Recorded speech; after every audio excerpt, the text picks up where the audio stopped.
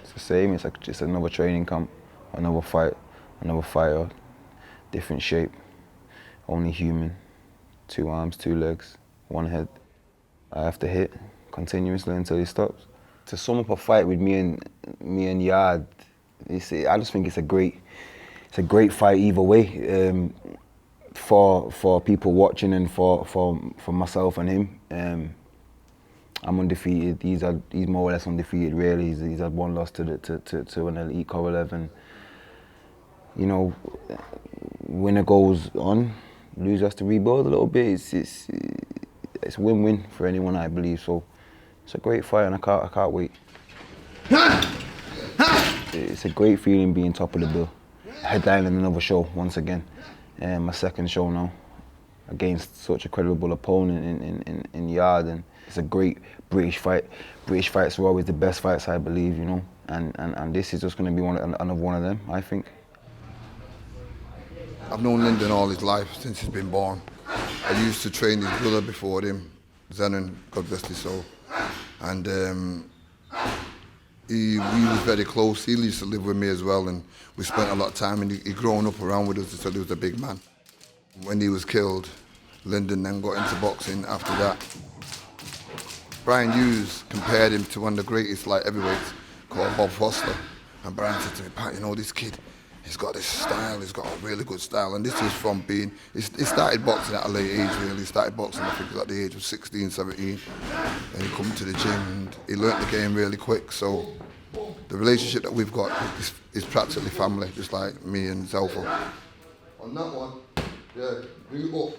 I think people think he can just box, but what you don't realise about Lyndon is he's good at working on the inside. He's good at inside working, so because he's never had to use it in a long time, I'm just bringing it back to him, so he's just igniting it and working on short punches inside as well as he can work on the outside. So, you know, it's good to have a fighter that can do both. He can box and he can fight. This is what you call counter punching. Okay, now get ready. Hands up if I was you. No, have your hands down. I don't want to come to it with this. Okay, come on then. So coming from the Dec Spelman fight and the Emmanuel and him fight, and you know, just picking up the experience of going 12 rounds and being in big fights and being in front of big crowds and being headlining and stuff like that, it's just great experience. It's just brought me on a lot, I believe, and now I'm confident in boxing 12 rounds comfortably. You know what's mad? When he was interviewing us, me, him and Spelman, it was, oh yeah, the winner of this fight will fight Yarde. Then the loser of the fight fought him. To me, it made no sense. But I mean, if he felt like he needed to do that, that's his business. That's Tundi's business. That's what they wanted to do. There's nothing for me to say. But I mean, he went in there and he did what I guess I knew he was going to do. And the Kovalev versus Yarde, he did well.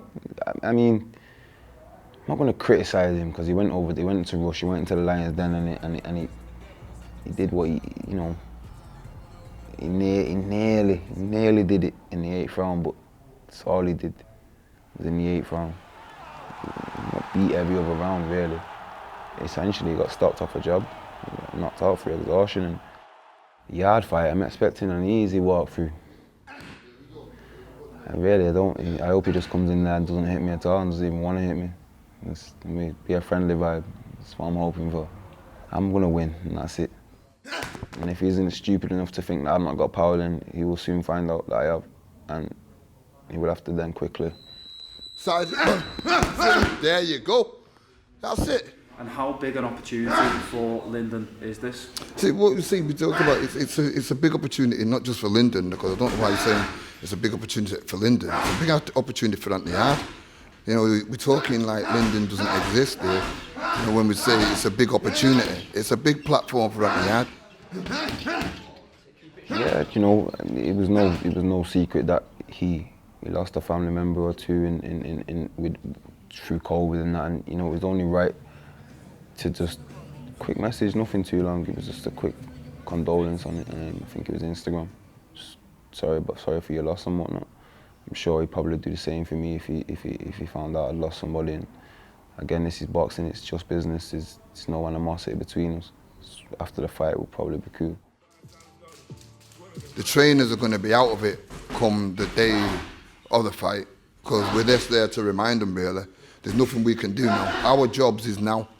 Yeah, and if we haven't done anything right now, from now, we can't go back. Because come the day of the fight, we can't help them. It's just two men now have got to progress and do what they have to do by themselves in that ring come that night.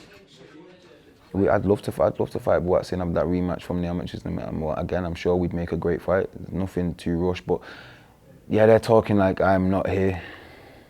They're talking like I'm not here. Like Yarde's just gonna walk through me and then he's just gonna go on and fight Buatsi. But you know what? Buatsi's one of the nicest people in boxing. So I'll be a fan to watch that. If they fight and I'll be sitting and I'll be watching it, but I'd like that fight too. You know, all goes well. In the next 5 years, the next 18 months, I'll be one of Manchester's world champions. Nearly retired, hopefully. Trying to stay in this game for too long.